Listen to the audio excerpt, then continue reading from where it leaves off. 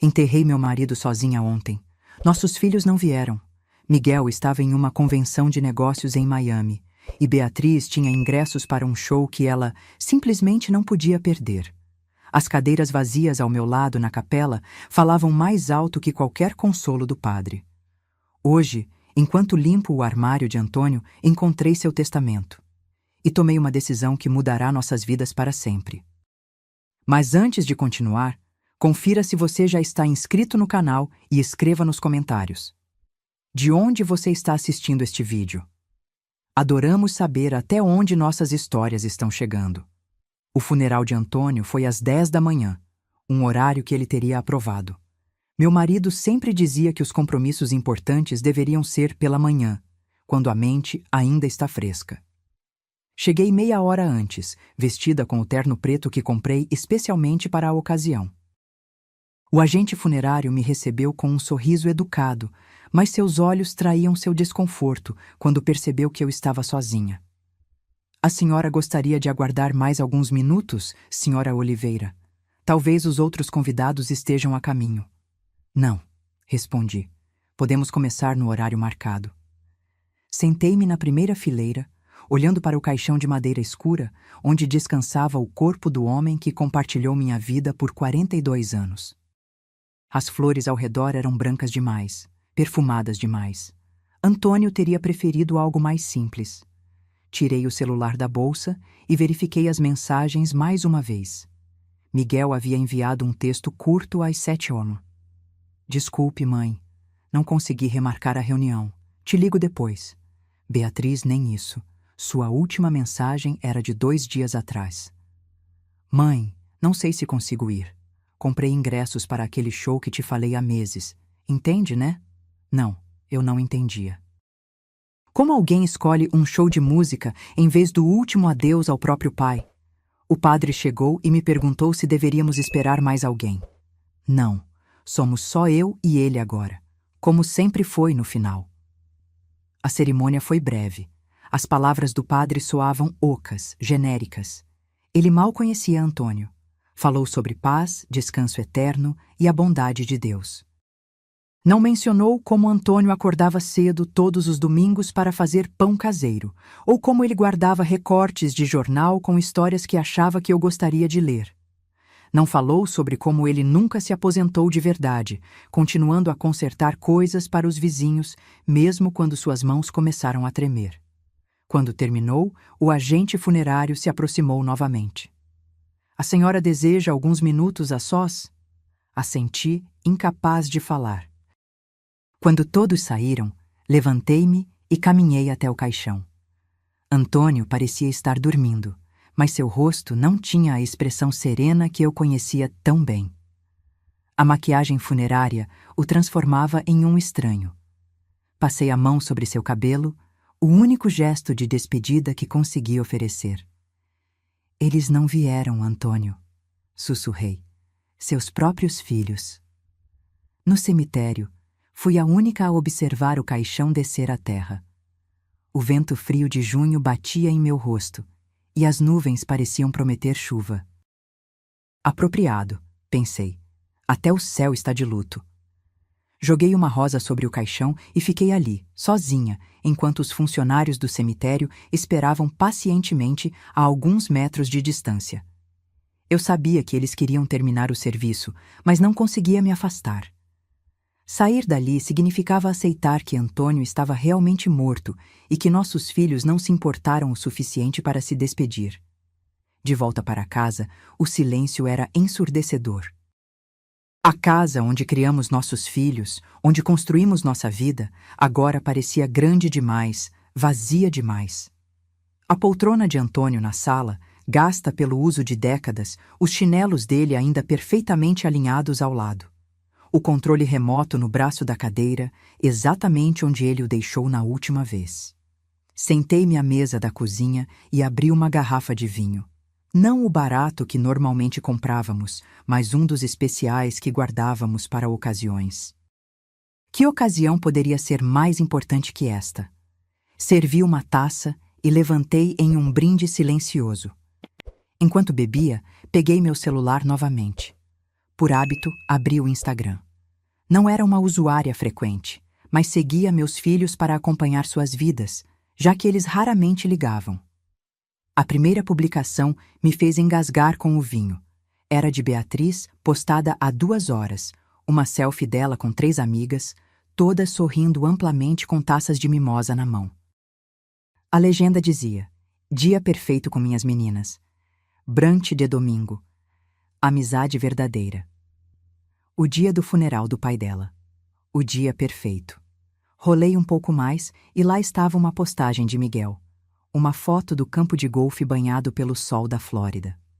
Fechando negócios no paraíso, a vida é boa demais. Fechei o aplicativo e deixei o celular cair sobre a mesa. Minhas mãos tremiam, mas não era de tristeza. Era algo diferente. Algo que nunca havia sentido com tanta intensidade. Uma mistura de raiva, decepção e uma clareza repentina que parecia iluminar tudo. Terminei meu vinho e subi para o quarto que compartilhei com Antônio por quase meio século. Abri seu armário, sentindo o cheiro familiar de loção pós-barba e sabonete. Seus ternos estavam pendurados em ordem, do mais escuro para o mais claro. Suas gravatas organizadas por cor. Antônio sempre foi metódico. Foi então que vi a pasta de couro na prateleira superior. Sabia exatamente o que era. Nosso testamento, documentos importantes, instruções sobre o que deveria ser feito quando um de nós partisse. Tudo preparado anos antes, quando ainda tínhamos saúde perfeita e a morte parecia distante. Peguei a pasta e sentei-me na beira da cama. Dentro, encontrei nosso testamento conjunto. Folheei as páginas até chegar à divisão de bens. Como esperado, tudo seria dividido igualmente entre Miguel e Beatriz após minha morte. A casa, as economias de uma vida inteira, o pequeno apartamento na praia que compramos como investimento. Tudo para os filhos que não puderam tirar um dia para dizer adeus ao pai. Fechei a pasta e fiquei olhando para a parede. Uma foto nossa em moldura simples, tirada no nosso 4º aniversário de casamento. Estávamos sorrindo, de mãos dadas, no jardim que Antônio cuidava com tanto carinho. Naquele momento, tomei minha decisão. Peguei o telefone e disquei o número do doutor Torres, nosso advogado há mais de 20 anos. Alô?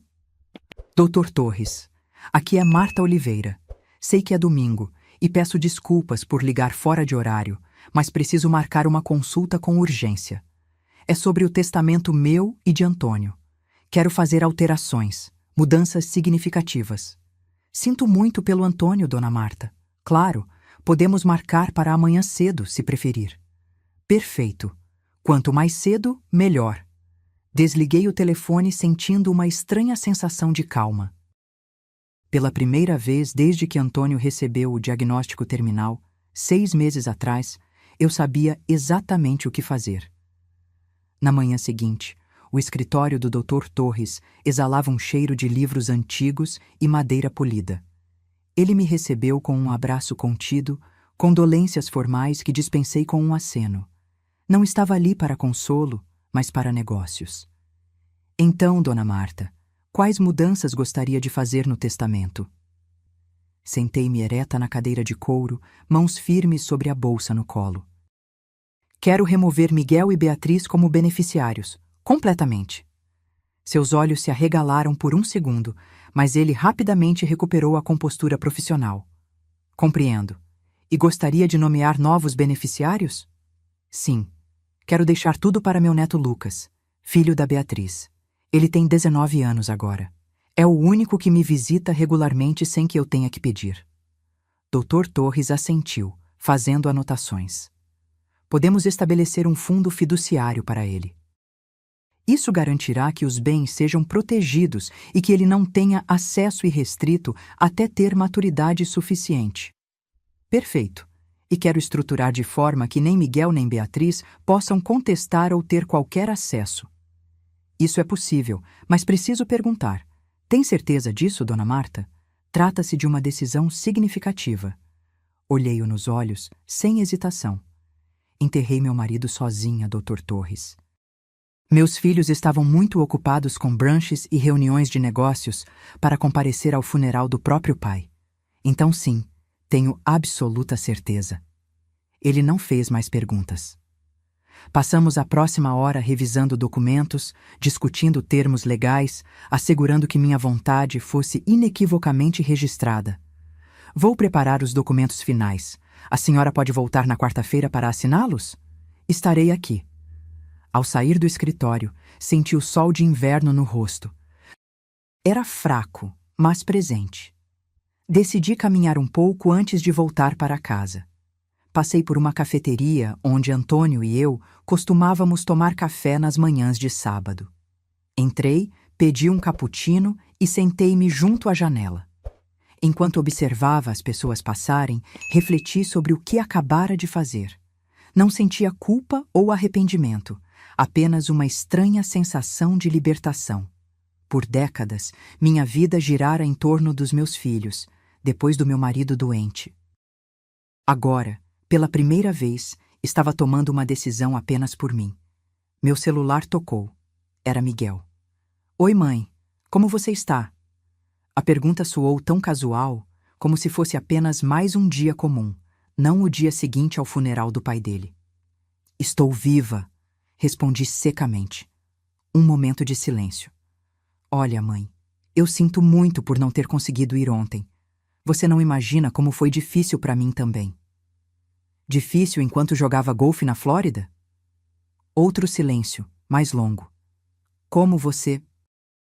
Vi suas fotos no Instagram, Miguel.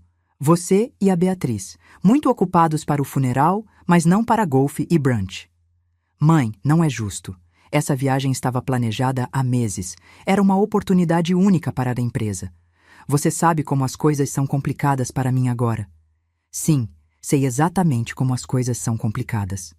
Tomei um gole do meu café. Seu pai também sabia. Foi ele quem pagou sua faculdade, quem te emprestou dinheiro quando seu primeiro negócio falhou. Quem reformou a sua primeira casa para você economizar. Mãe, por favor. Preciso desligar, Miguel. Estou ocupada. Encerrei a chamada e bloqueei o telefone. Quase imediatamente ele tocou novamente. Beatriz. Rejeitei a ligação. Alguns segundos depois, uma mensagem. Mãe, o Miguel me ligou. Estamos preocupados com você. Podemos conversar? Não respondi. Terminei meu café, paguei a conta e saí. O ar frio era revigorante, quase purificador. Em casa, decidi fazer algo que não fazia há muito tempo. Comecei a limpar o escritório de Antônio. Não apenas organizar ou tirar o pó, mas realmente examinar cada item, decidir o que manter, o que doar, o que jogar fora. Na terceira gaveta da escrivaninha, encontrei uma caixa de sapatos cheia de recibos. Minha curiosidade foi despertada. Sentei-me no chão e comecei a examiná-los. O primeiro maço era de cheques que havíamos feito para Miguel ao longo dos anos. Um de 50.000 colares para capital inicial de sua empresa. Outro de 30.000 reais para a reforma da casa, mais 25.000 reais para ajudá-lo quando perdeu o emprego. Cada valor vinha com uma nota anexada, na letra meticulosa de Antônio. Empréstimo para Miguel, Startup 2008, ou Ajuda Financeira, Reforma Casa Miguel 2012.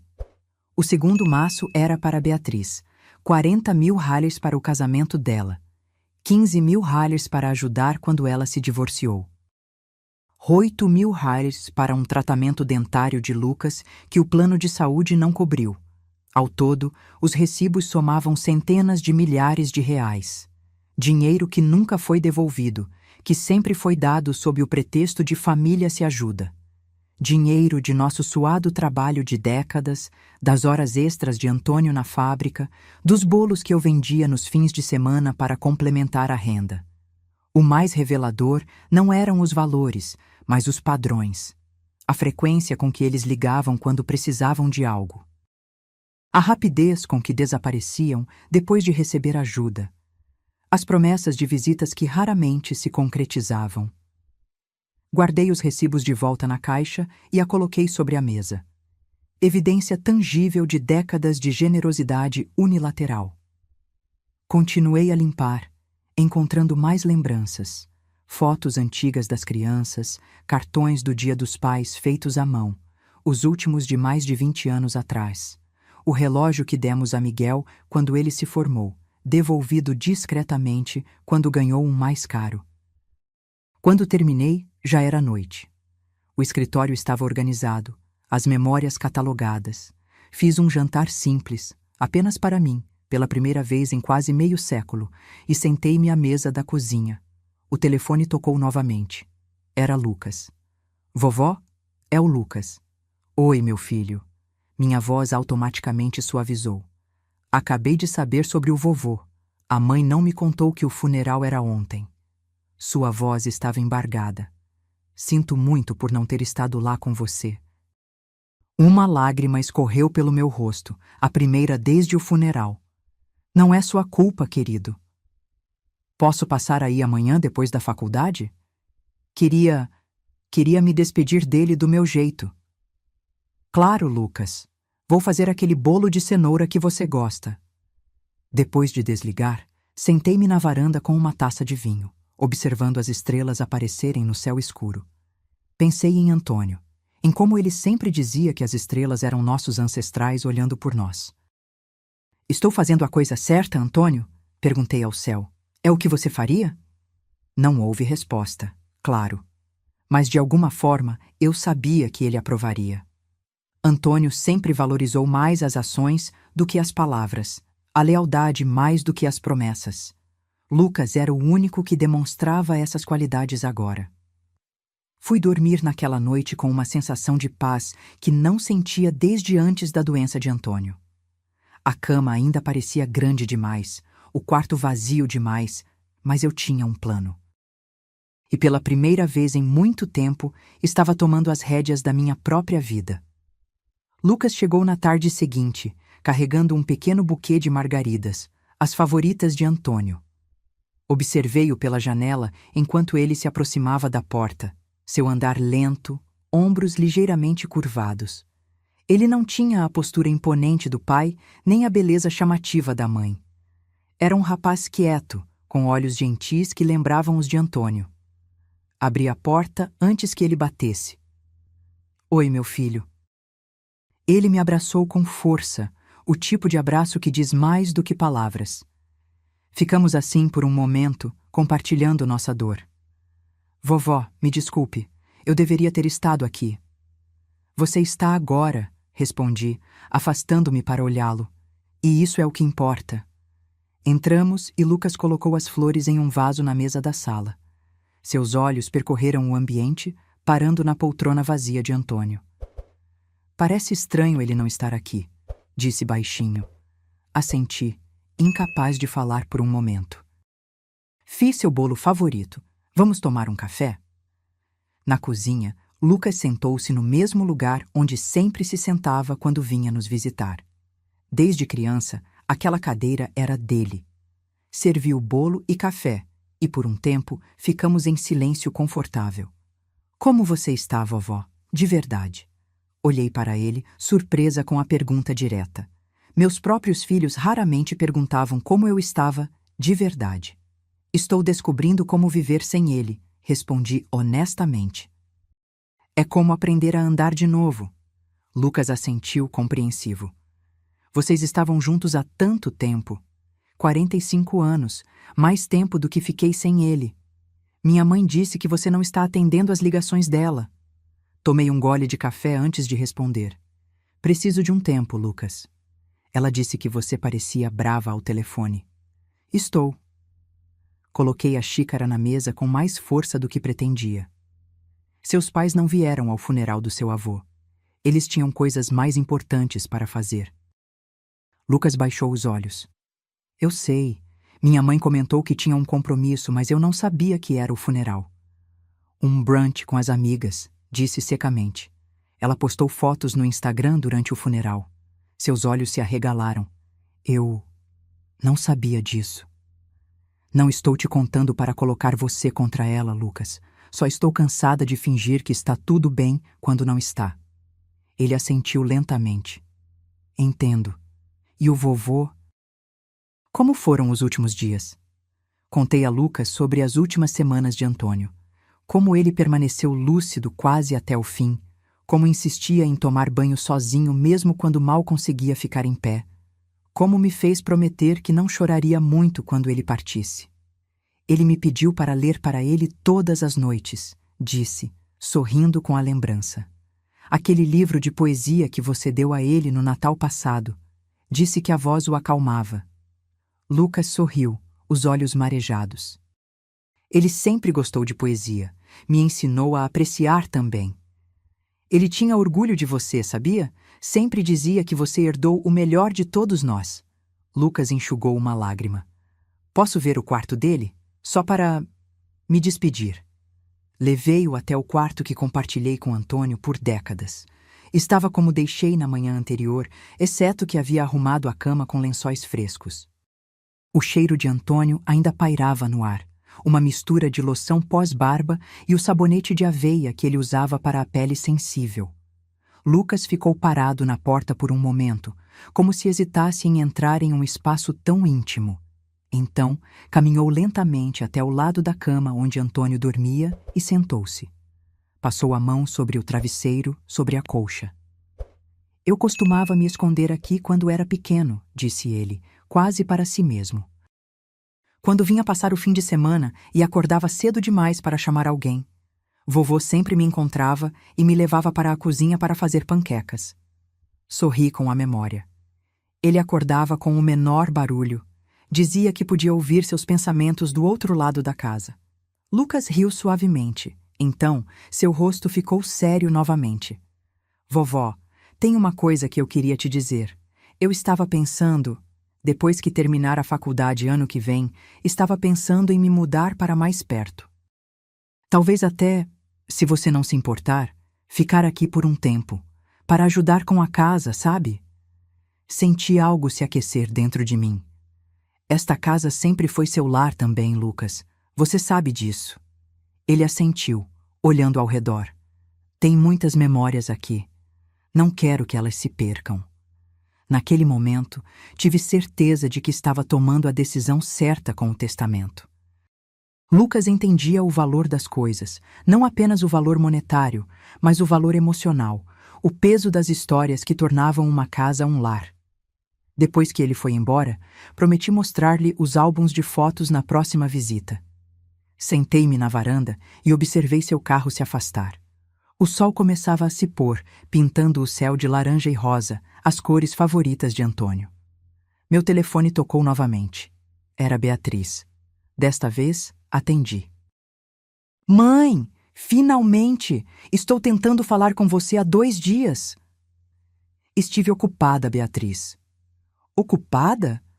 Mãe, estamos preocupados. Miguel disse que você estava muito brava e depois você não atendeu minhas ligações. Estava no advogado hoje, disse calmamente. Resolvendo algumas coisas do seu pai. Advogado? Sua voz subiu uma oitava. Que coisas? O testamento, Beatriz. Estou fazendo alterações. Silêncio do outro lado. Então, alterações? Que tipo de alterações? Acho que você já sabe. Mãe, olha, eu sei que você está chateada porque não pudemos ir ao funeral, mas isso é um pouco extremo, não acha? Extremo? Minha voz permaneceu calma, mais firme. Extremo é um filho não ir ao funeral do próprio pai porque prefere jogar golfe. Extremo é uma filha escolher brunch com as amigas em vez de se despedir do homem que pagou seu casamento, seu divórcio e todas as contas emergenciais do seu filho. Isso não é justo. Papai entenderia. Ele sempre dizia que a vida é para os vivos. Não use as palavras dele contra mim, Beatriz. Seu pai pode ter dito isso, mas ele apareceu em cada momento importante da sua vida. Cada formatura, cada aniversário, até aquela exposição de arte horrível que você participou na faculdade. Ele estava lá. Vocês não estavam. Mãe, por favor, vamos conversar pessoalmente. Posso ir aí amanhã? Não, Beatriz. Preciso de tempo. E você precisa entender que as escolhas têm consequências. Desliguei antes que ela pudesse responder. O telefone tocou novamente quase imediatamente, mas não atendi. Em vez disso, desliguei-o completamente e entrei em casa. A noite estava caindo, trazendo consigo uma escuridão que parecia mais densa sem Antônio. Liguei todas as luzes, algo que nunca fazia quando ele estava vivo. Ele sempre reclamava da conta de luz. Pequenas rebeldias, pensei com um sorriso triste. Peguei um dos álbuns de fotos da estante e sentei-me no sofá. Abri em uma página aleatória. Nossa viagem à praia quando os filhos eram pequenos. Miguel, com 7 anos, construindo um castelo de areia com Antônio. Beatriz, com 5, sentada nos meus ombros, rindo com a cabeça jogada para trás. Quando foi que perdemos isso?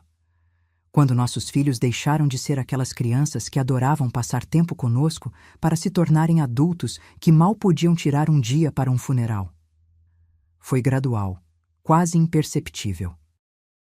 Uma visita cancelada aqui, uma ligação não retornada ali, até que nossa comunicação se resumia a pedidos de ajuda financeira e cartões de aniversário comprados às pressas.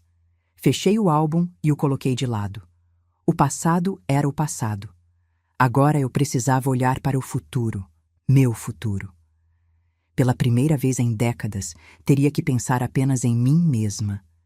E, estranhamente, isso não parecia tão assustador quanto eu imaginava. Na quarta-feira, voltei ao escritório do Dr. Torres para assinar os documentos finais. Cada página que assinava parecia um pequeno ato de libertação. Minha mão estava firme, minha resolução inabalável. Dona Marta, disse Dr. Torres quando terminamos, estes documentos estão agora oficialmente registrados. Seu testamento deixa claro que todos os seus bens, incluindo a casa, o apartamento na praia e suas economias, irão para um fundo fiduciário em nome de Lucas após sua morte. Miguel e Beatriz não receberão nada. E eles não podem contestar? Legalmente eles podem tentar, mas construímos isso de forma bastante sólida. A senhora está em pleno uso de suas faculdades mentais. Não há coação envolvida, e suas razões estão claramente documentadas. Assenti, satisfeita. Obrigada, Dr. Torres. Se me permite perguntar, Dona Marta. Ele hesitou. A senhora pretende informar seus filhos sobre esta mudança? Considerei a pergunta por um momento. Não agora. Talvez nunca. Deixe que seja uma surpresa, como o brunch da Beatriz e o golfe do Miguel foram para mim. Ele não comentou, mantendo seu profissionalismo, mas vi uma ponta de aprovação em seus olhos. Saindo do escritório, senti-me mais leve do que em anos. O dia estava bonito, o sol de inverno fraco, mas reconfortante. Decidi caminhar um pouco antes de voltar para casa. Passei por uma pequena loja de plantas. Antônio sempre gostou de jardinagem, cuidando meticulosamente de cada vaso em nossa varanda. Desde sua doença, as plantas haviam sido negligenciadas. Entrei na loja e comprei 3 vasos de violetas, as favoritas dele. Em casa, coloquei-as na varanda e as reguei cuidadosamente. Era um pequeno gesto, mas significativo. A vida continua, mesmo quando parece impossível. O telefone tocou novamente. Miguel. Mãe, precisamos conversar. A Beatriz me disse que você está mudando o testamento. Bom dia para você também, Miguel. Mãe, por favor, isso é sério. O que exatamente você está planejando? Não é da sua conta, Miguel. Não ainda. Como assim não é da minha conta? Estamos falando do patrimônio da nossa família. Estamos falando do que eu e seu pai construímos com nosso trabalho. O patrimônio que vocês sempre viram como garantido. Isso é injusto. Sempre respeitamos você e o pai. Respeito?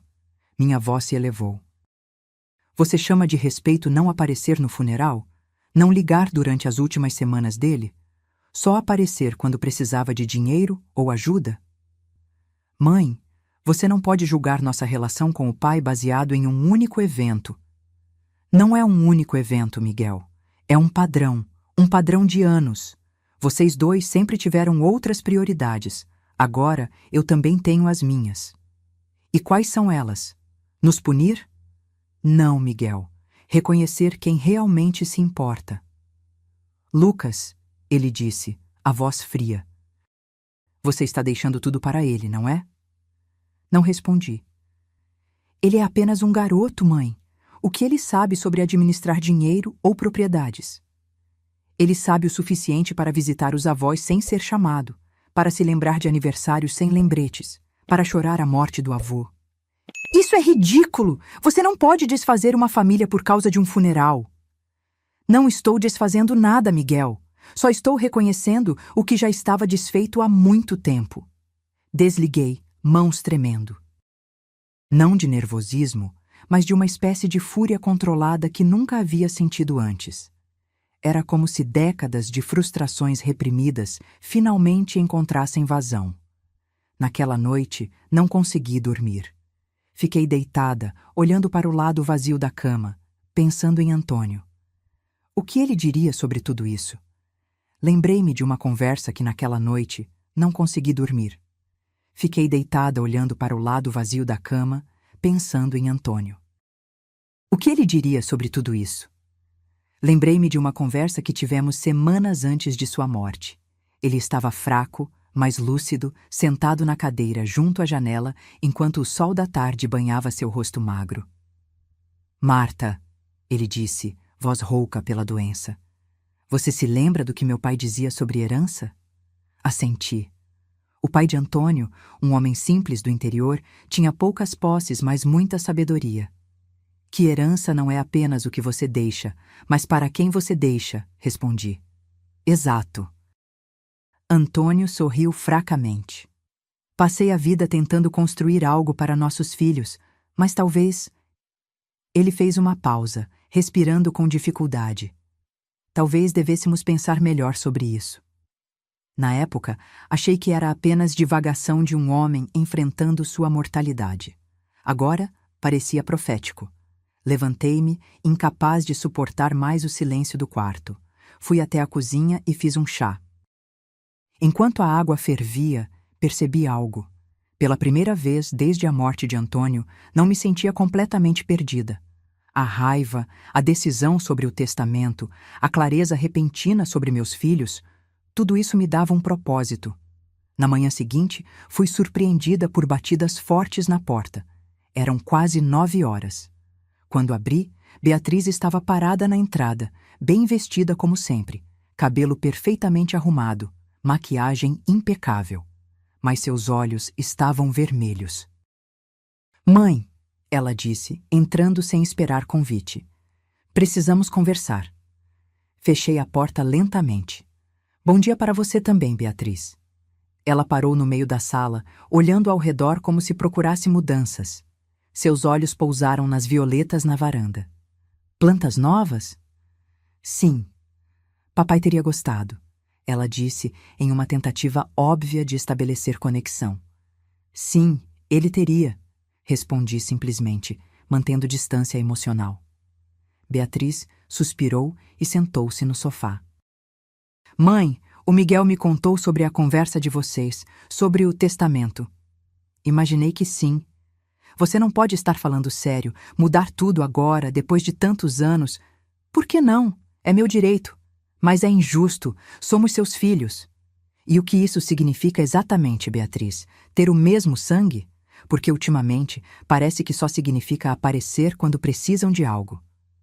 Ela recuou como se tivesse sido esbofeteada. Isso é horrível, mãe.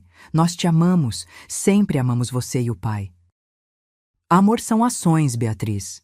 Não palavras, não intenções. Ações. Um erro, mãe. Cometemos um erro ao não ir ao funeral. Estávamos em choque, não sabíamos como lidar. Em choque enquanto postava fotos de brunch no Instagram? Minha voz permaneceu calma, mas cortante. Em choque enquanto bebia mimosas com as amigas? Seu rosto empalideceu. Você viu isso? Vi. Assim como vi todas as desculpas ao longo dos anos. Os aniversários esquecidos, as visitas canceladas, as ligações não retornadas. Não é justo comparar tudo isso. Temos nossas próprias vidas, nossos trabalhos, nossas famílias. E nós não éramos parte dessas vidas, Beatriz. Só éramos convenientes quando precisavam de algo. Ela começou a chorar, lágrimas escorrendo pelo rosto perfeitamente maquiado. Por favor, mãe, não faça isso, não nos puna assim. Não estou punindo ninguém, estou reconhecendo a realidade. E o Lucas? Por que ele merece tudo e nós nada? Porque ele esteve presente. Porque ele se importa verdadeiramente, não apenas quando precisa de dinheiro ou favores. Ele é um menino. Mal saiu da adolescência. Como pode administrar uma casa, um apartamento? Ele aprenderá, como seu pai e eu aprendemos.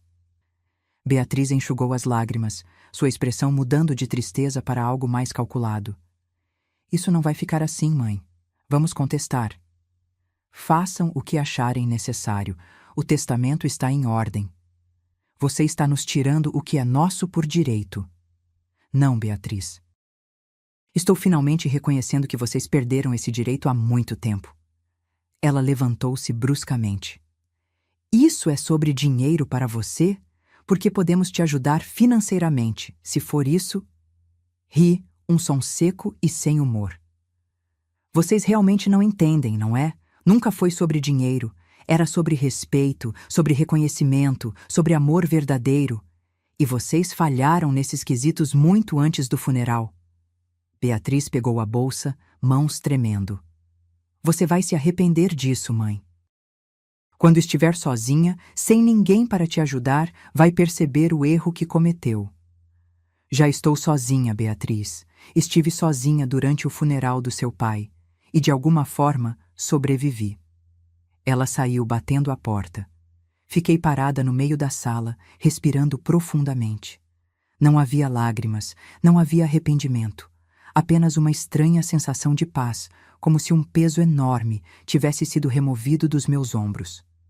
Naquela tarde, Sônia, minha vizinha há mais de 30 anos, veio me visitar. Ela trouxe uma torta caseira e seu característico sorriso acolhedor. Como você está, Marta?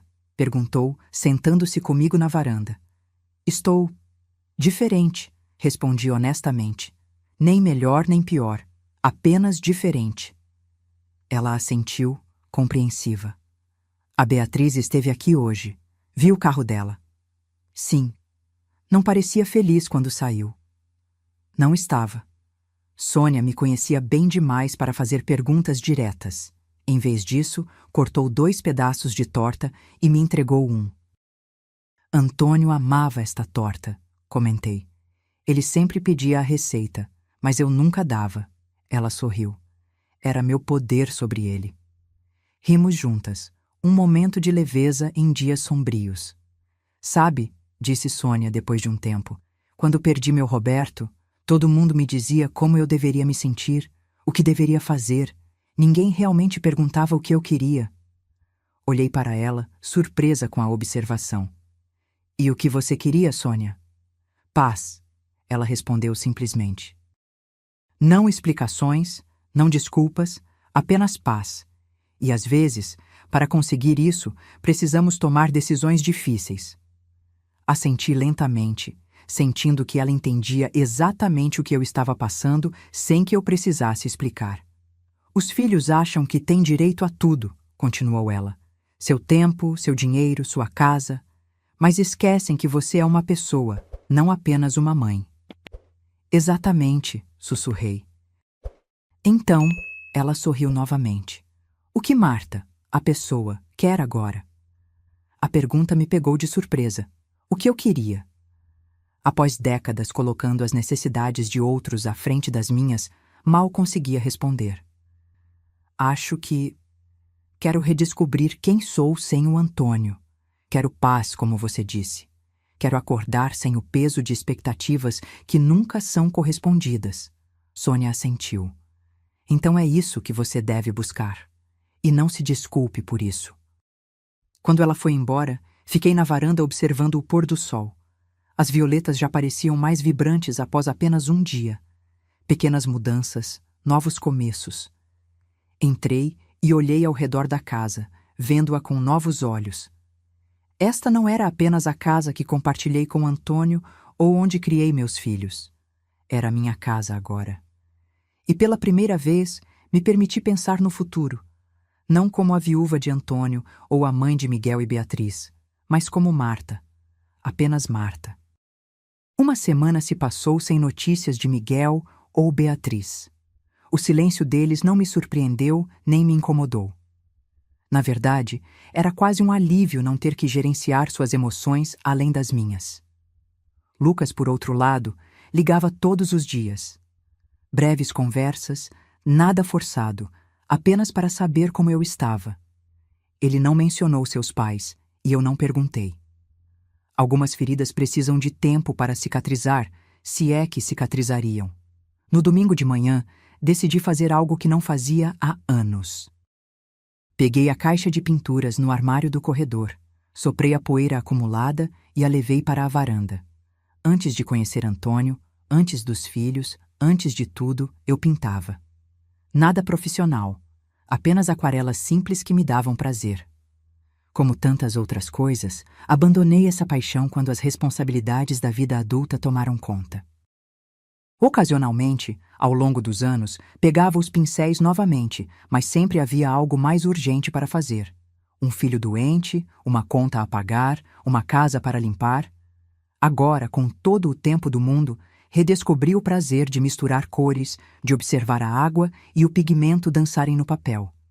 Comecei com algo simples. As violetas na varanda, suas pétalas delicadas contra o fundo verde. Estava tão absorta em minha pintura que não percebi a chegada de um carro até ouvir a porta bater. Olhei para cima e vi Miguel caminhando em direção à casa.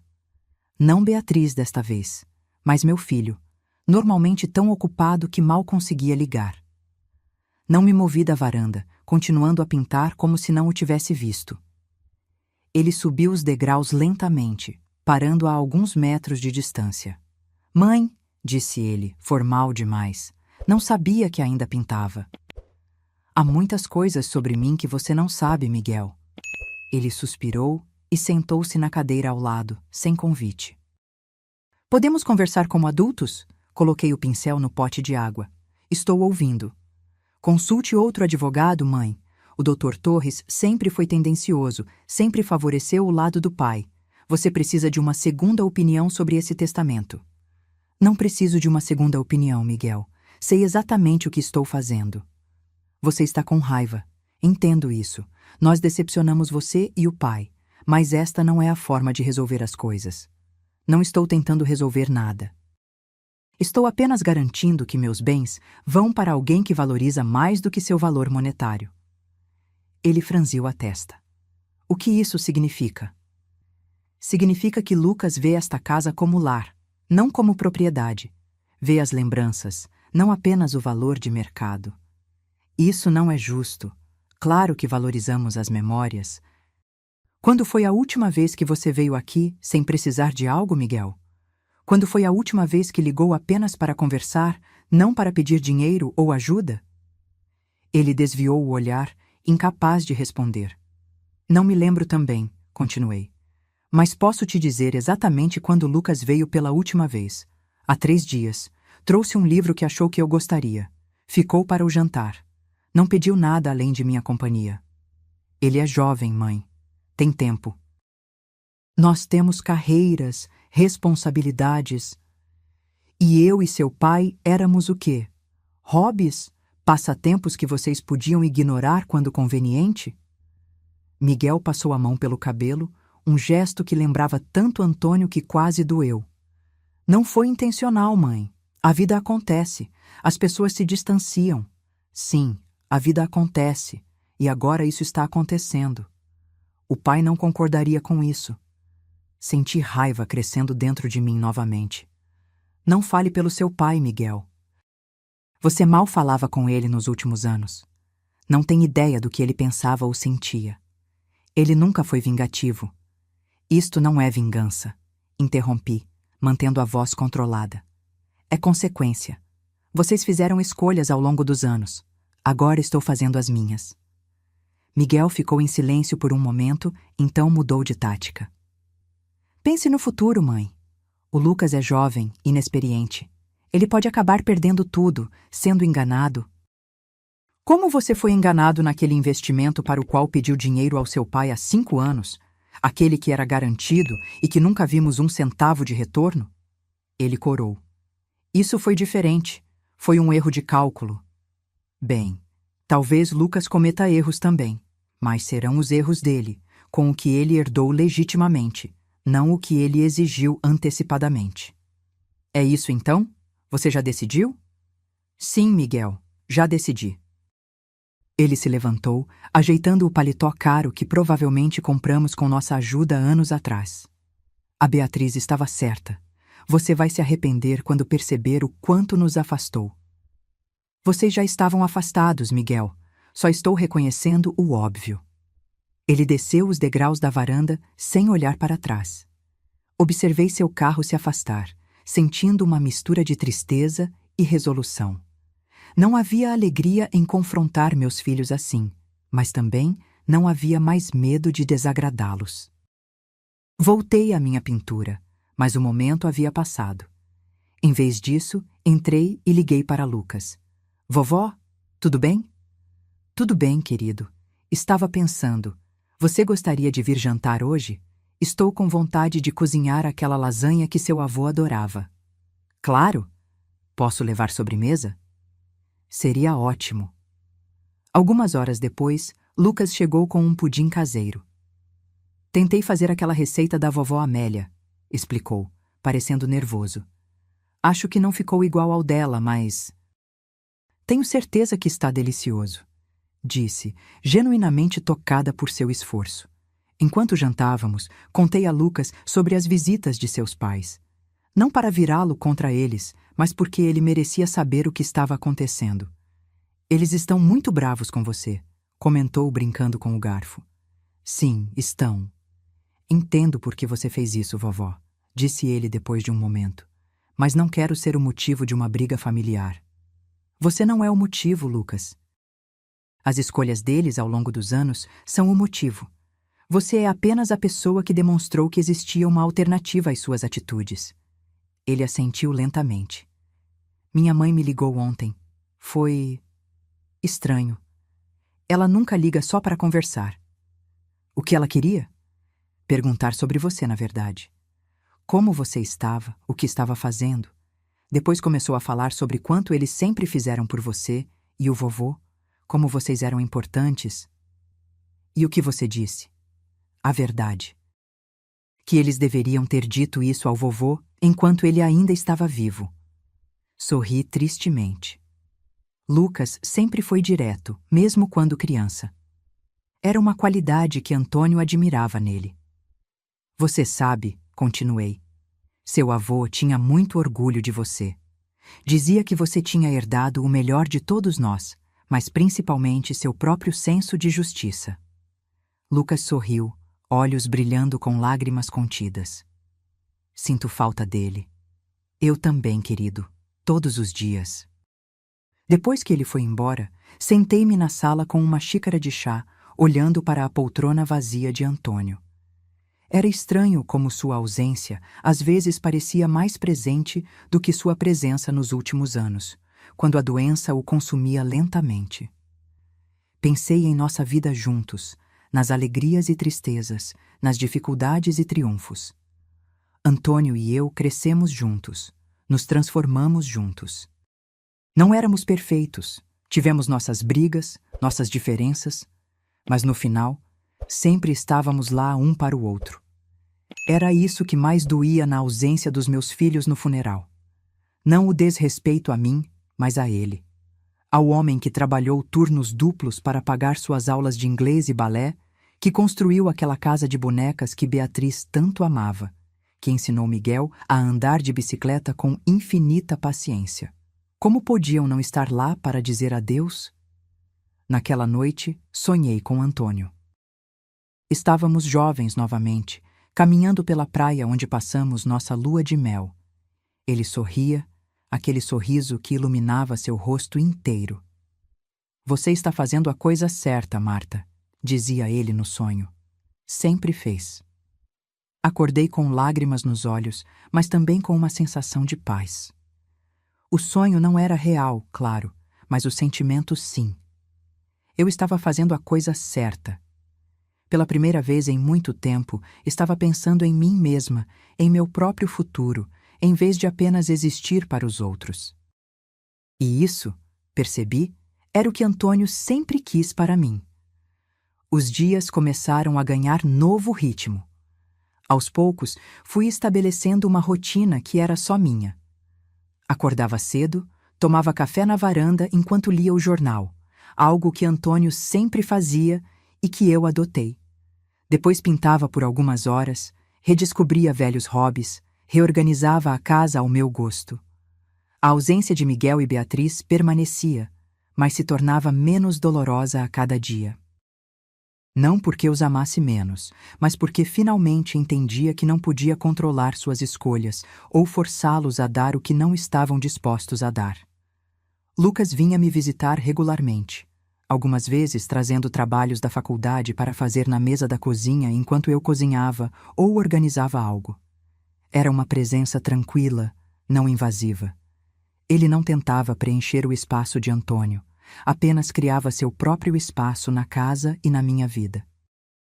Sônia também se tornou uma presença mais constante. Começamos a caminhar juntas pela manhã, duas viúvas enfrentando uma nova fase da vida. Às vezes conversávamos sobre nossos maridos, às vezes sobre filhos, mas frequentemente sobre nós mesmas, nossos sonhos antigos, nossos novos planos. Sempre quis conhecer o norte da Itália, comentou ela durante uma de nossas caminhadas. Roberto prometeu me levar quando se aposentasse, mas então veio o diagnóstico. Antônio e eu tínhamos planos para Portugal, respondi. Ele queria conhecer a aldeia onde os avós nasceram. E por que não vamos? Perguntou ela de repente. Nós duas? No próximo ano, talvez. A ideia me pegou de surpresa, mas quanto mais pensava, mais atraente parecia. Você está falando sério? Completamente. Estamos vivas, Marta. Temos saúde, algum dinheiro guardado. Por que não? Por que não de fato? A ideia de viajar sem Antônio teria parecido impensável meses atrás. Agora parecia possível. Não para esquecer ou substituir nossas memórias, mas para criar novas. Vou pensar sobre isso, prometi, e realmente o fiz. Em casa, peguei o envelope de documentos de viagem que Antônio havia começado a organizar antes de adoecer. Mapas, artigos sobre pequenas aldeias portuguesas, até um livro para aprender frases básicas em português. Ele havia planejado tudo com seu cuidado meticuloso. Folheando aqueles documentos, não sentia a dor esmagadora que esperava. Em vez disso, senti uma espécie de continuidade, como se pudesse levar adiante algo que ele valorizava. Meu telefone tocou, interrompendo meus pensamentos. Era um número desconhecido. Alô? Senhora Oliveira, aqui é Mariana Souza, da empresa Souza em Filhos Incorporadora. Franzi a testa confusa. Sim? Estamos interessados em discutir uma possível proposta para sua propriedade na Rua das Acácias. Demorei um momento para processar. Era meu endereço. Minha casa não está à venda, respondi firmemente. Entendo, senhora. Mas gostaríamos de apresentar uma oferta que acredito ser muito atrativa. Estamos desenvolvendo um novo condomínio naquela área e sua propriedade é estratégica para nossos planos.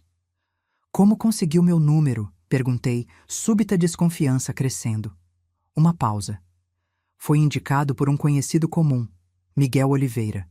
Senti como se tivesse levado um soco no estômago. Meu próprio filho havia dado meu contato a incorporadores imobiliários? Sem meu consentimento? Sinto muito, não tenho interesse. Por favor, não me ligue novamente. Desliguei antes que ela pudesse responder. Minutos depois, o telefone tocou novamente. Era Miguel. Mãe, a Mariana da Souza em Filhos te ligou? Sim, Miguel. Como você pôde?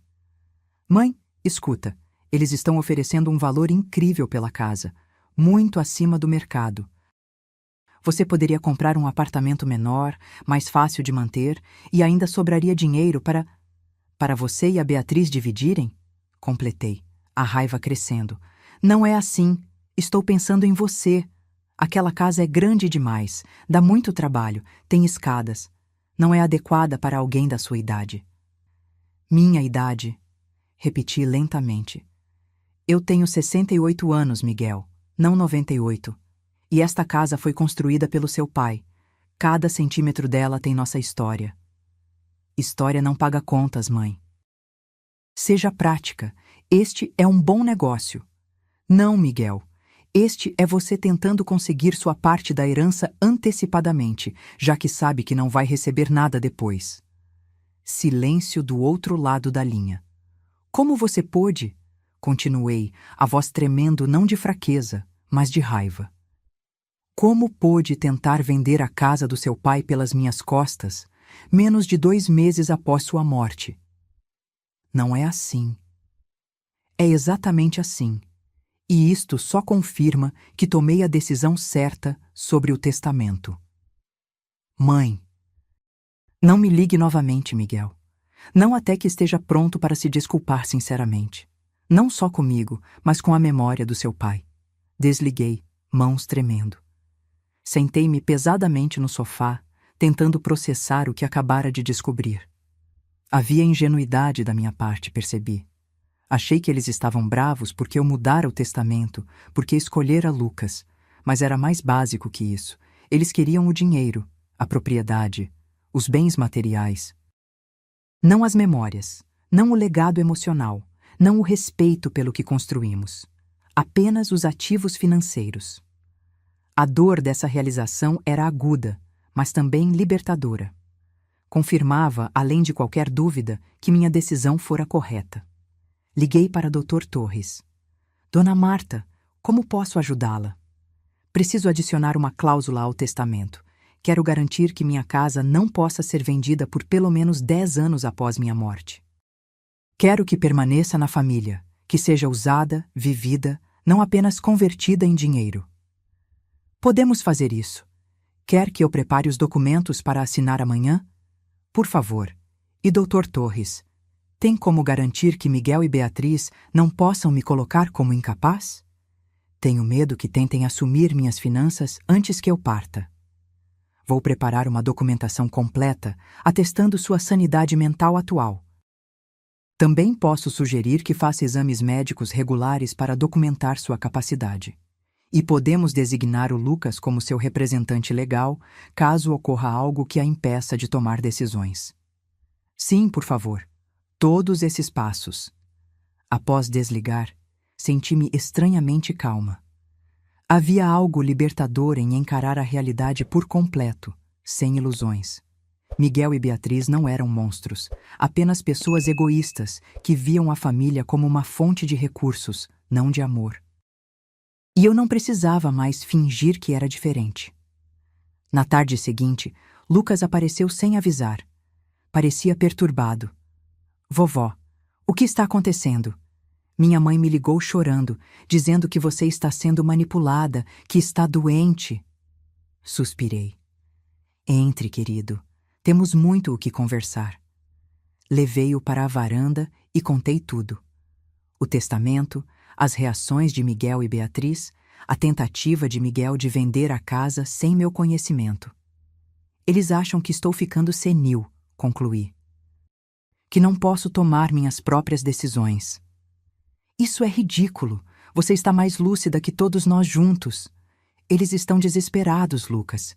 E pessoas desesperadas fazem coisas desesperadas. Ele parecia genuinamente perturbado. O que posso fazer para ajudar? Apenas continue sendo você mesmo. É tudo que preciso. Ele assentiu, então hesitou. Vovó, tem uma coisa. Não queria contar, mas acho que você deveria saber. Minha mãe me ofereceu dinheiro para te convencer a mudar de ideia sobre o testamento. Senti como se todo o ar tivesse sido sugado dos meus pulmões. Quanto? 20% do valor da casa e do apartamento na praia. Disse que seria meu adiantamento da herança. Balancei a cabeça incrédula. E o que você disse? Disse que ela deveria ter vergonha de si mesma, que o vovô ficaria enojado. Lágrimas brotaram em meus olhos. Sinto muito que você tenha sido colocado no meio disso. Não sinta. Não foi você quem me colocou aqui. Naquela noite, depois que Lucas foi embora, senti uma determinação renovada. Não permitiria que tentassem me diminuir ou me fazer duvidar da minha própria mente. Não deixaria que destruíssem o que Antônio e eu construímos apenas por ganância. Peguei um álbum de fotos e comecei a percorrer as páginas lentamente. Fotos antigas dos primeiros anos de casamento. Miguel bebê nos braços de Antônio. Beatriz em seu primeiro dia de aula. Férias na praia, aniversários, formaturas. Por muito tempo vivi pelas memórias, pela ilusão da família que fomos um dia. Agora, finalmente, estava pronta para viver pelo presente e pelo futuro que ainda podia construir para mim mesma. O outono chegou trazendo dias mais curtos e noites mais frias. 6 meses haviam se passado desde a morte de Antônio, e embora a dor de sua ausência nunca desaparecesse completamente, havia aprendido a conviver com ela. Não mais como um peso esmagador, mas como uma presença constante, quase reconfortante. A situação com Miguel e Beatriz permanecia tensa. Após a descoberta da tentativa de vender minha casa, cortei comunicação direta com eles. Tudo passava por Dr. Torres agora, uma precaução que ele mesmo sugeriu. Ainda recebia ocasionalmente mensagens de texto, variando de súplicas emocionais a acusações veladas de insanidade. Não respondia a nenhuma. Lucas continuava presente, uma constante em minha nova vida. Ele havia começado seu último ano na faculdade de engenharia e frequentemente trazia projetos e trabalhos para fazer em minha casa. Penso melhor aqui, dizia. É mais tranquilo que o dormitório. Eu suspeitava que era mais sua forma de me fazer companhia sem parecer óbvio, mas apreciava o gesto. Em uma tarde de sábado particularmente bonita, Lucas apareceu com um pacote grande e desajeitado nos braços. "O que é isso?" perguntei curiosa. "Um presente." Ele sorriu, colocando o pacote no chão da varanda. "Abra." Desembrulhei cuidadosamente o pacote e encontrei uma pintura emoldurada. Era uma aquarela da nossa varanda, com as violetas que plantei em primeiro plano e, ao fundo, a silhueta de um homem olhando para o jardim. Inconfundivelmente Antônio, com sua postura característica.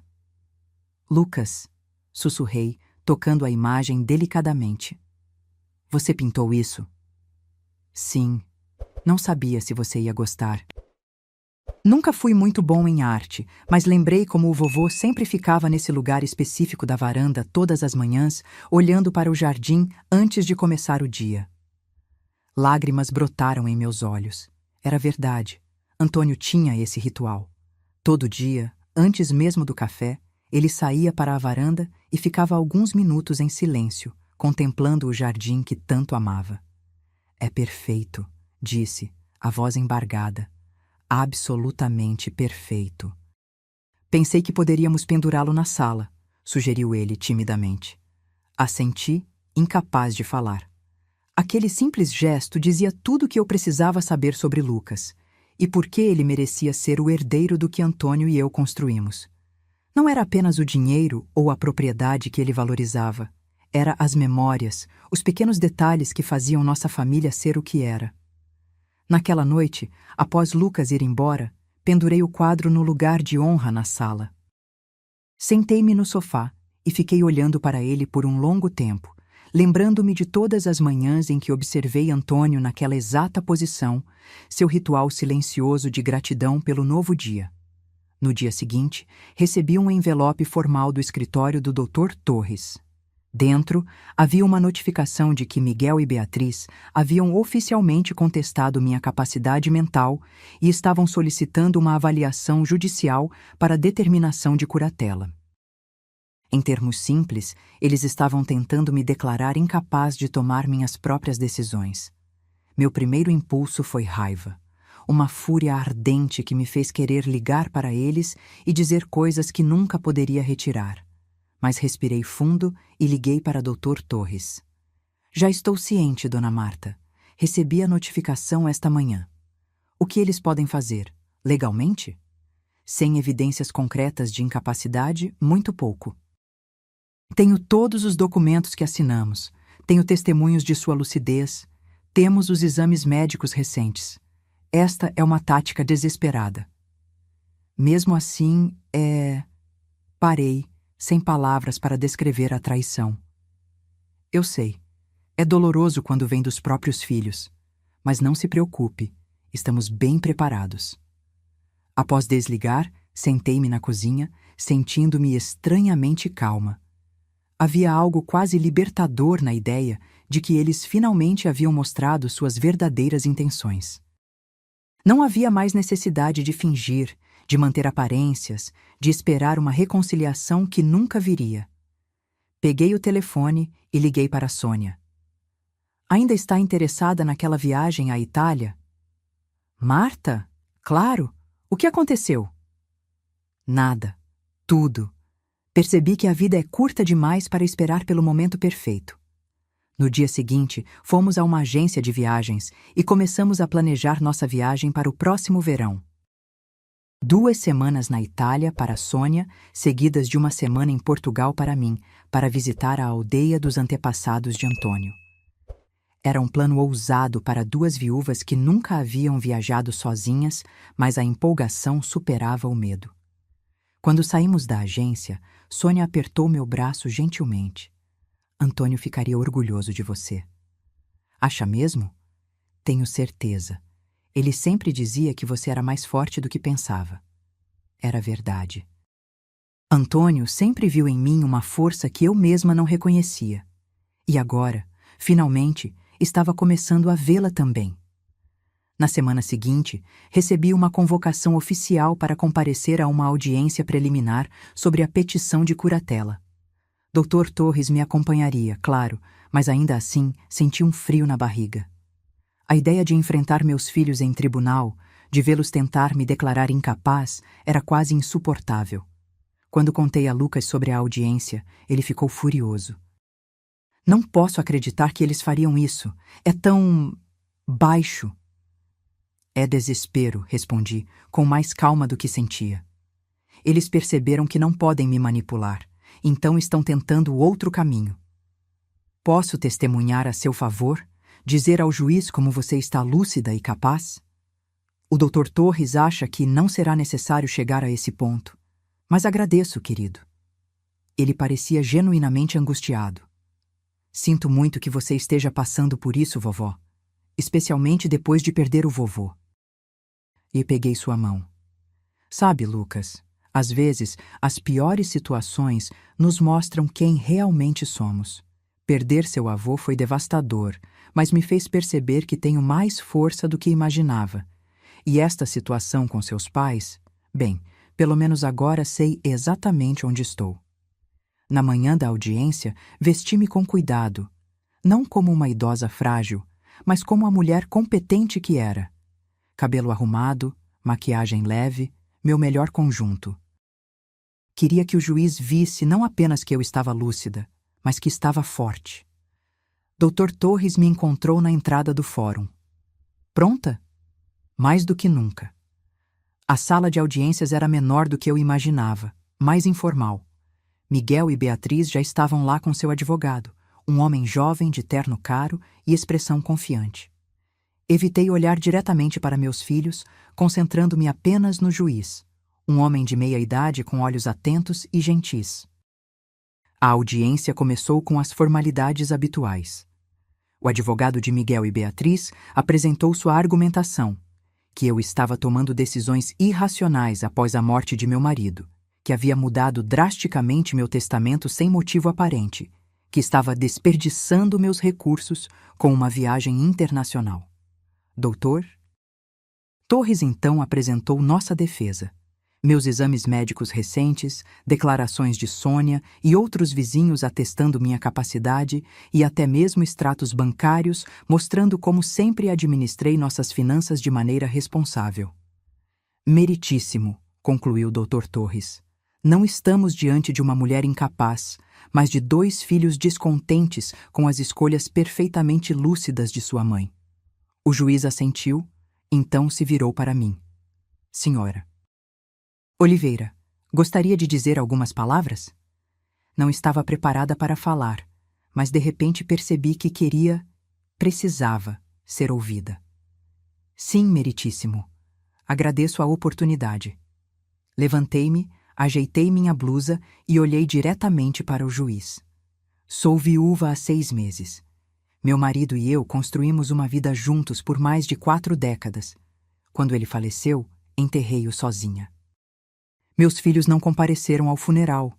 Um estava em uma viagem de negócios, a outra em um brunch com amigas.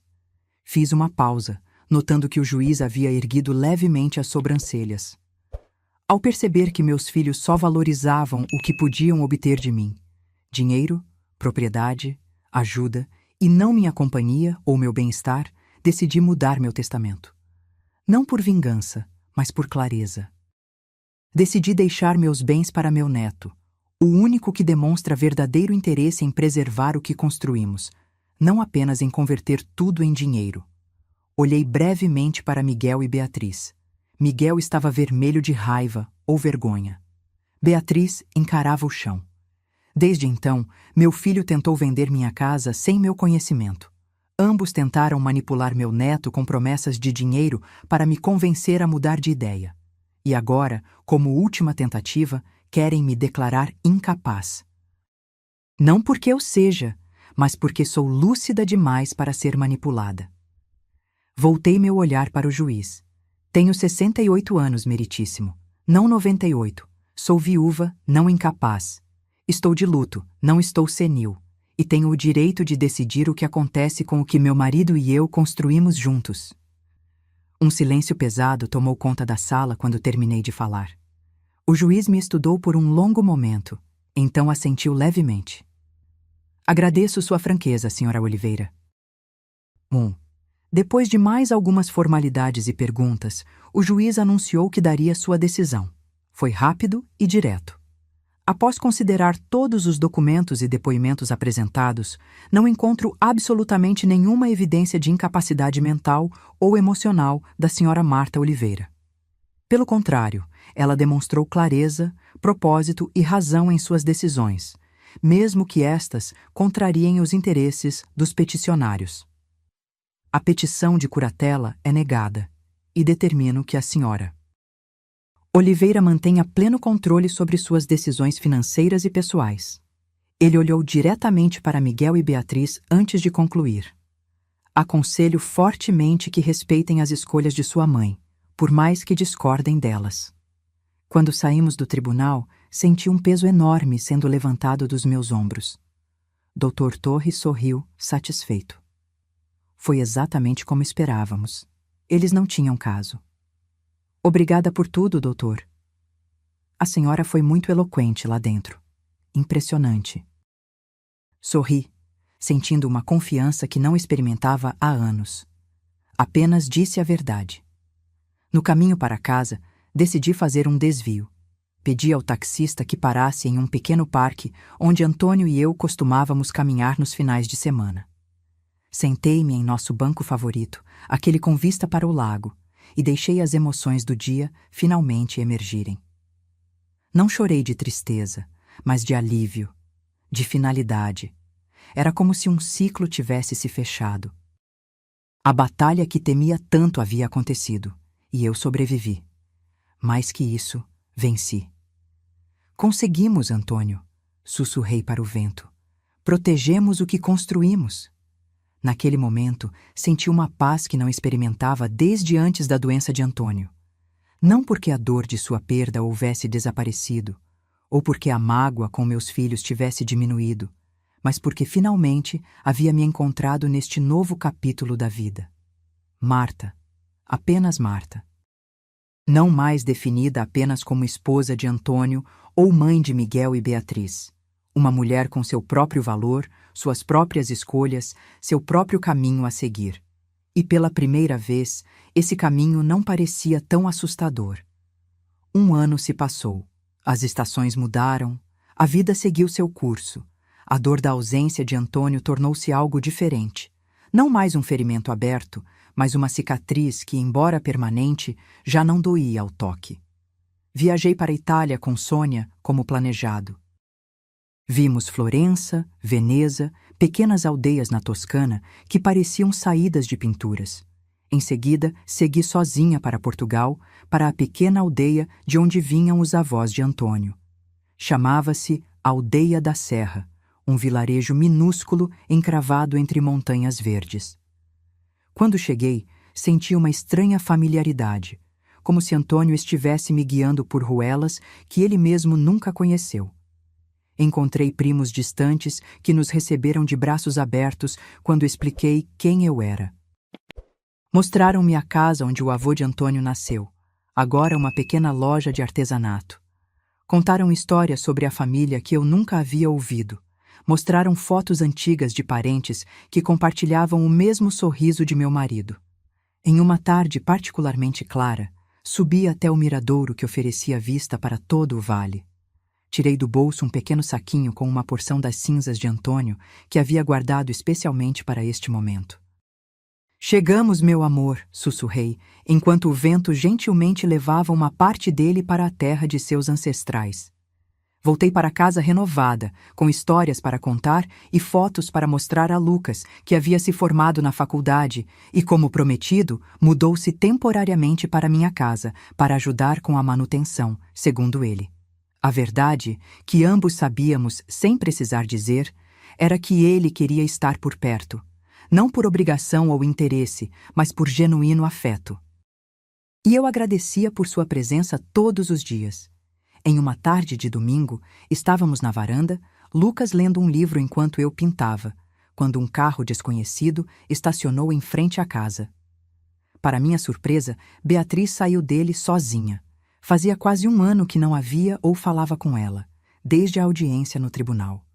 Nosso único contato havia sido cartões formais de Natal e aniversário, sem mensagens pessoais. Lucas se levantou, tenso. Quer que eu peça para ela ir embora? Não, respondi, colocando o pincel de lado. Vamos ver o que ela quer. Beatriz subiu os degraus da varanda hesitantemente, como se temesse ser expulsa. Estava diferente, mais magra, com olheiras visíveis, cabelo menos arrumado que o habitual. Mãe, ela disse, voz baixa, posso falar com você, a sós? Olhei para Lucas, que assentiu. Estarei lá dentro se precisar, disse ele, lançando um olhar de advertência para sua mãe antes de entrar.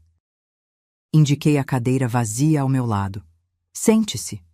Ela obedeceu, mãos inquietas no colo.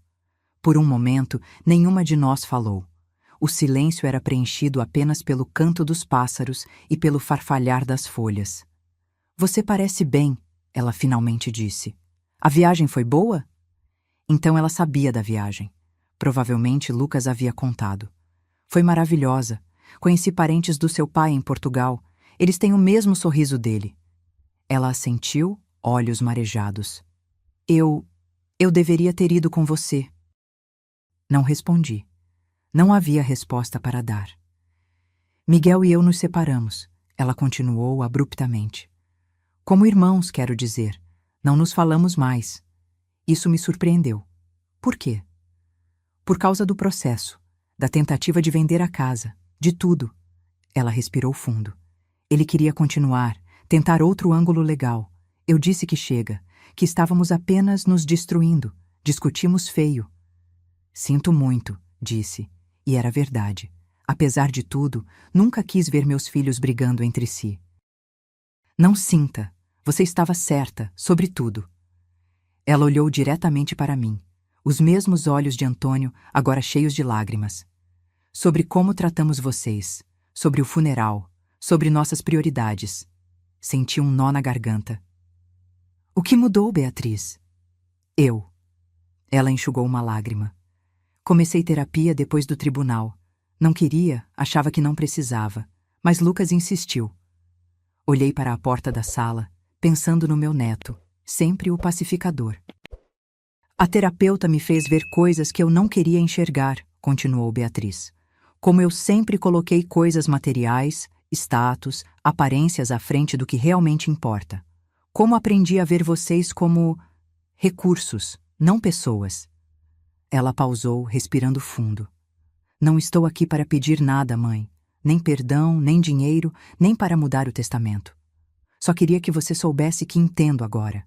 e que sinto muito, verdadeiramente. Estudei o rosto de minha filha, procurando sinais de manipulação ou falsidade. Não encontrei. Apenas dor genuína, arrependimento real. Seu pai teria gostado de ouvir isso, disse finalmente. Eu sei, ela soluçou. É isso que mais dói, que não posso dizer a ele. Ficamos em silêncio novamente, mas um silêncio diferente. Não carregado de ressentimento, mas de uma tristeza compartilhada. Nunca foi sobre o dinheiro, Beatriz, ou a casa. Era sobre respeito. Eu sei. Agora eu sei. Estendi a mão e, pela primeira vez em muito tempo, toquei o rosto da minha filha. O que você quer agora? Ela pareceu surpresa com a pergunta. Só fazer parte da sua vida de novo, se você permitir. Não como era antes, mas de um jeito diferente. Melhor. Não respondi imediatamente. Anos de mágoas não desapareciam com um pedido de desculpas, por mais sincero que fosse. Mas também não queria carregar ressentimento pelo resto da minha vida.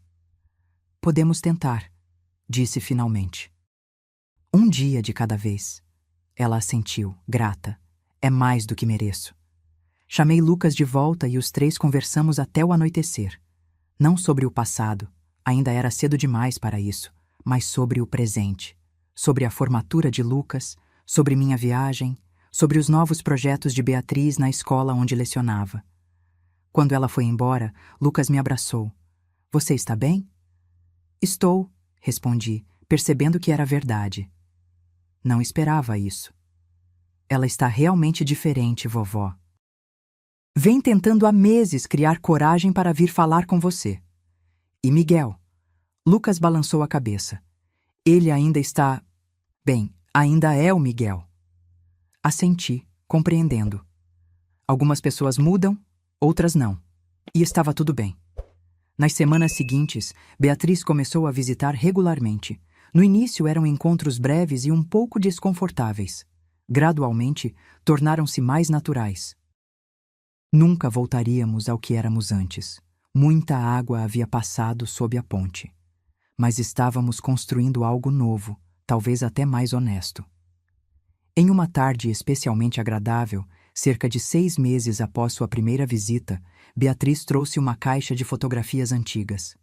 Encontrei essas no meu porão, explicou. Pensei que você gostaria de ter. Abrimos a caixa juntas. Havia fotos que eu nunca tinha visto. Antônio jovem em seu primeiro emprego, eu grávida de Beatriz, os 4 juntos em um piquenique que eu mal lembrava.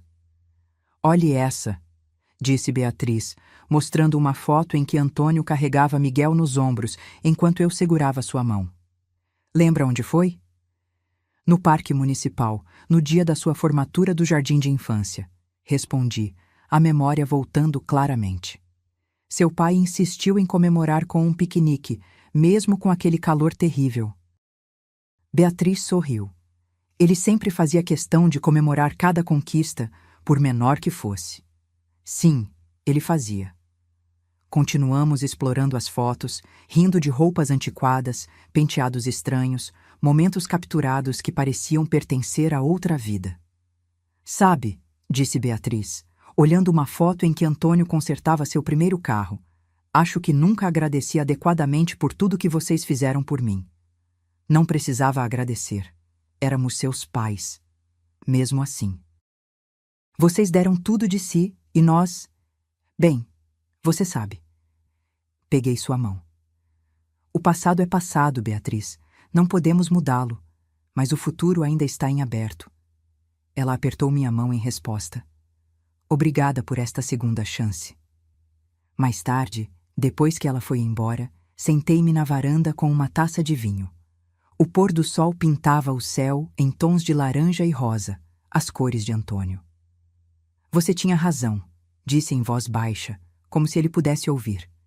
Sobre herança ser mais que bens materiais. Sobre escolher com cuidado para quem deixamos nosso legado. O vento balançou suavemente as violetas, agora crescidas e vibrantes. Antônio teria aprovado. Lucas saiu e sentou-se ao meu lado, oferecendo uma xícara de chá. No que está pensando, vovó? Em como a vida dá voltas, respondi. Em como algumas coisas precisam se quebrar para serem reconstruídas mais fortes. Ele assentiu, compreensivo além de sua idade. Como aquela técnica japonesa kintsugi, onde eles consertam cerâmica quebrada com ouro. Exatamente como isso. Ficamos sentados em silêncio confortável, observando o céu escurecer e as primeiras estrelas aparecerem. Sabe o que mais penso, Lucas? O quê? Que a verdadeira herança não é o que está no testamento. É isso. Estes momentos, estas memórias, este amor que sobrevive mesmo quando tudo parece perdido.